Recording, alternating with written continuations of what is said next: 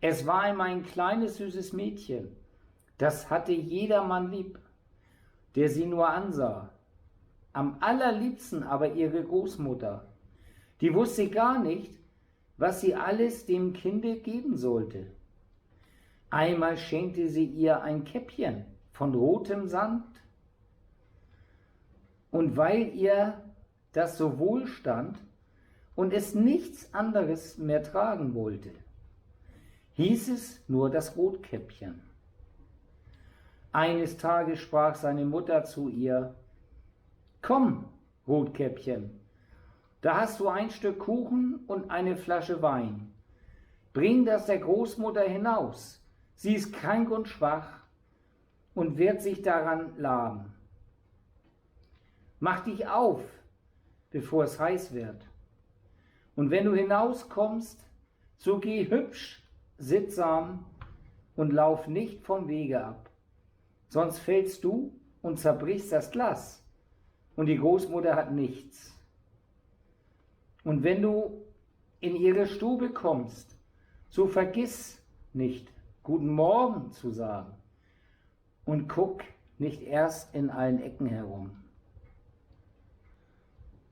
Ich will schon alles richtig machen, sagte Rotkäppchen zur Mutter und gab ihr die Hand darauf. Die Großmutter aber wohnte draußen im Wald, eine halbe Stunde vom Dorf. Wie nun Rotkäppchen in den Wald kam, begegnete ihr der Wolf.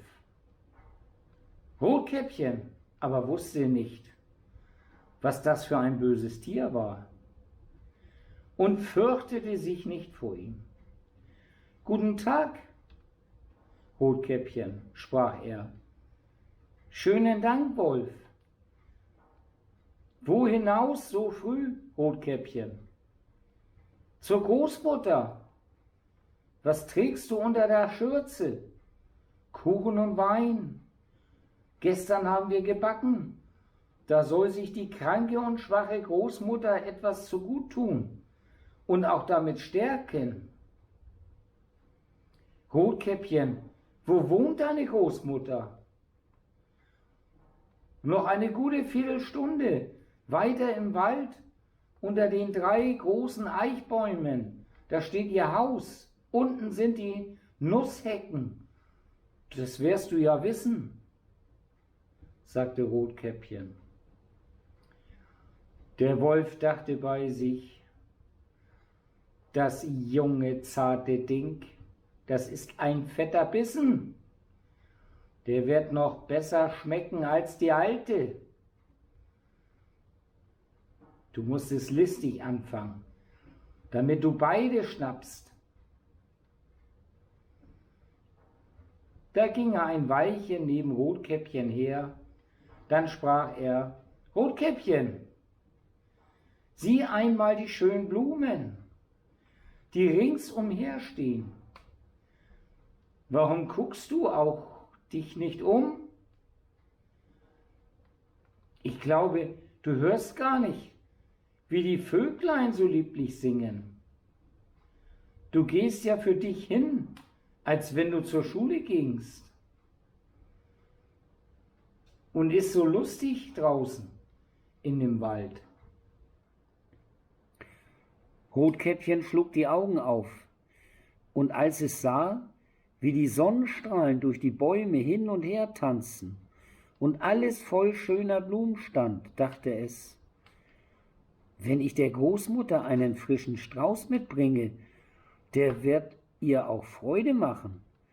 Es ist so früh am Tag, dass ich doch zu rechter Zeit ankomme. Lief vom Wege ab in den Wald hinein und suchte Blumen. Und wenn es eine gebrochen hatte, meinte es, weiter hinaus stände eine schönere, und lief danach und geriet immer tiefer in den Wald hinein.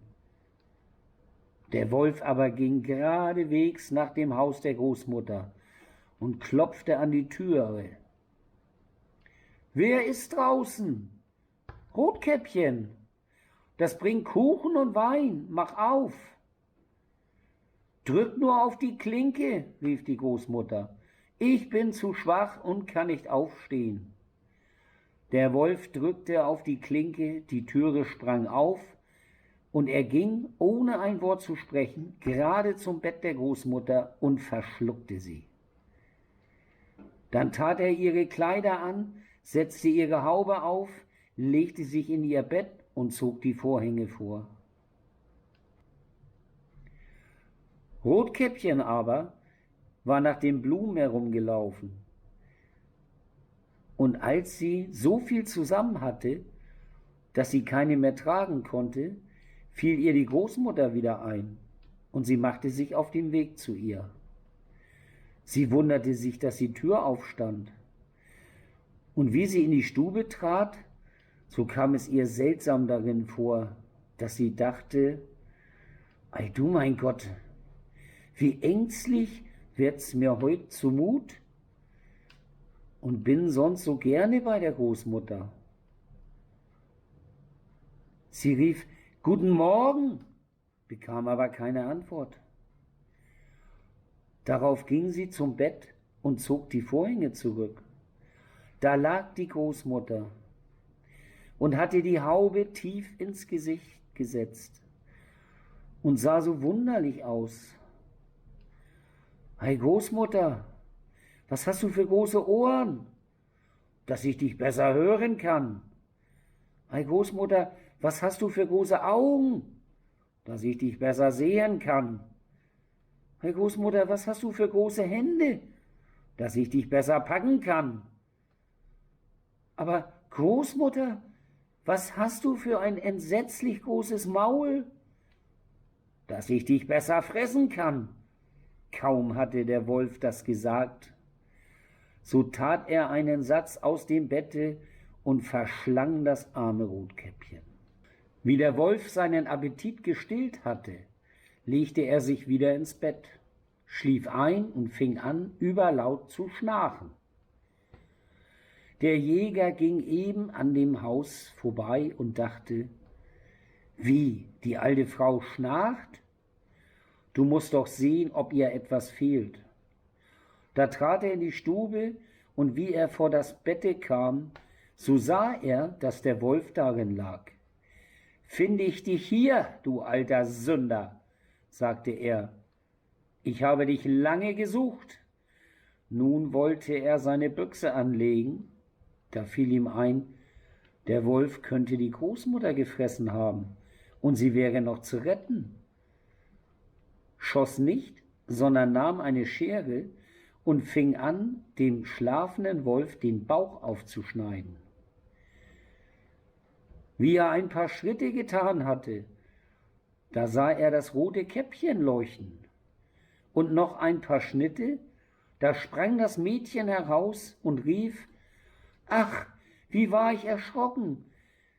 Wie war es so dunkel in dem Wolf seinen Leib!« Und dann kam die alte Großmutter auch noch lebendig heraus und konnte kaum atmen.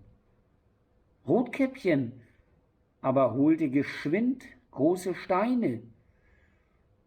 Damit füllten sie dem Wolf den Leib, und wie er aufwachte, wollte er fortspringen, aber die Steine waren so schwer, dass er gleich niedersank und sich tot fiel. Es wird auch erzählt, dass einmal, als Rotkäppchen der alten Großmutter wieder Gebackenes brachte, ein anderer Wolf es angesprochen und vom Wege habe ableiten wollen. Rotkäppchen aber hütete sich und ging gerade fort seines Weges und sagte der Großmutter, dass es dem Wolf begegnet wäre, der ihr guten Tag gewünscht, aber so bös aus den Augen geguckt hätte. Wenn's nicht auf offener Straße gewesen wäre, er hätte mich gefressen. »Komm«, sagte die Großmutter, »wir wollen die Türe verschließen, dass er nicht herein kann.« Bald danach klopfte der Wolf an und rief, »Mach auf, Großmutter, ich bin das Rotkäppchen, ich bring dir Gebackenes.« Sie schwiegen aber und machten die Türe nicht auf. Da schlich der Graukopf etliche Mal um das Haus, sprang endlich aufs Dach und wollte warten, bis Rotkäppchen abends nach Hause ginge. Dann wollte er ihr nachschleichen und wollt's in der Dunkelheit fressen.